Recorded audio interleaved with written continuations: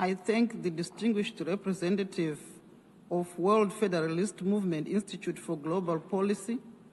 I now have the honor to invite Mr. Desanta Rocamaga of Bagmati UNESCO Club. Thank you, Honorable Chair, distinguished delegates, and fellow representatives of civil society. My name is Desanta Rocamaga. I'm speaking on behalf of Bagmati UNESCO Club, a youth-led non-profit organization located in Hedora, Nepal, affiliated with the Nepal National Commission for UNESCO under the Ministry of Education, Science and Technology, Government of Nepal. More than 5 decades. That is how long this assembly has been negotiating with the end of the world.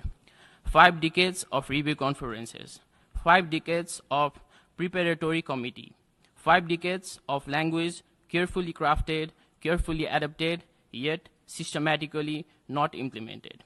The doomsday clock stands at 85 seconds to midnight, and we are here again in this hall with our statements and our brackets and our agreed conclusions while the clock does not wait for consensus.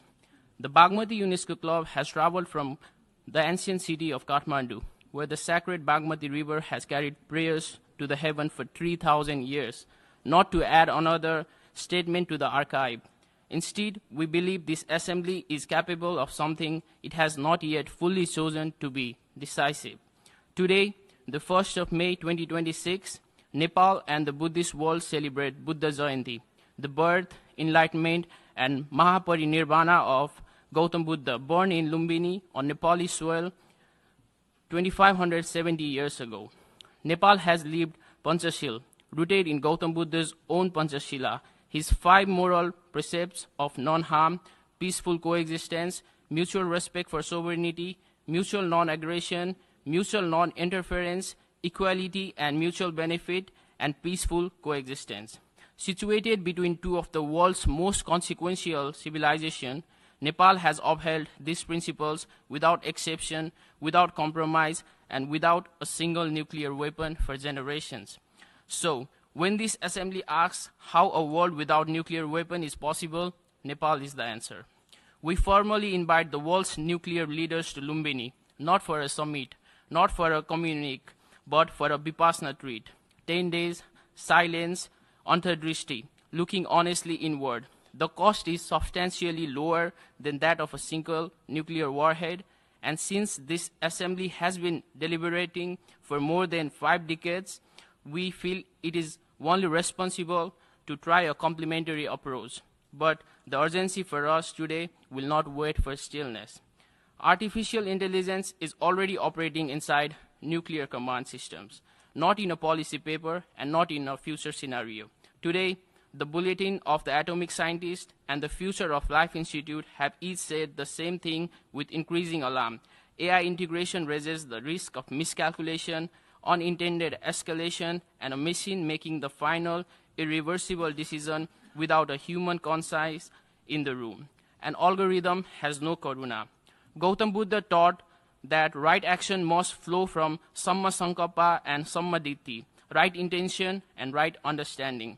No automated system possesses either. No system understands Vasudhaiva Kutumbakam, that the world is one family and that what destroys one diminishes all. The Bagmati UNESCO Club calls for meaningful human control over every nuclear-related AI system, enshrined not as a guidance or aspiration, but as binding international law. We align fully with the ethics of artificial intelligence. We call for Article 6 commitments with real timelines, not declarations that expire with the conference. We speak for the Global South, for Asia, Africa, the Pacific Islands, Latin America, and the Caribbean, where people bear the heaviest burden of nuclear risk while receiving the smallest share of benefits. Dharma, the duty of powerful toward the vulnerable, demands no less, because you do not claim to be one family and then decide that some of its members do not get medicine. Somewhere in Kathmandu this morning, a child is flying a kite above the valley. They have never heard the word megaton. They don't know what a launch code is. Instead, they know the wind. They know the pull of the string in their hand. And they know the way every children know. before the world teaches them otherwise, that the sky belongs to everyone. We are here today because we intend to keep it that way. That child is depending on this room. Every child born into whatever world this assembly leaves behind, they all are. They have no delegate here. They have no vote. They cannot speak, so we speak for them. Honorable Chair, we'll return to Kathmandu after this session. We'll walk beside the Bagmati River. We'll look up at the mountains that have stood for 60 million years, unmoved by empire, unimpressed by arsenals, indifferent to the calculations of deterrence, and we will report back to our people on what this assembly chose to be today.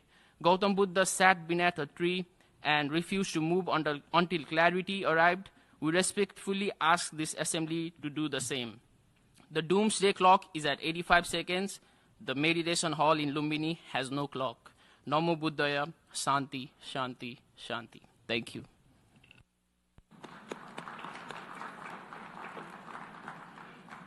I thank the distinguished representative of Bagmati UNESCO Club. I now have the honor to invite Ms. Elaine Begner of Open Nuclear Network.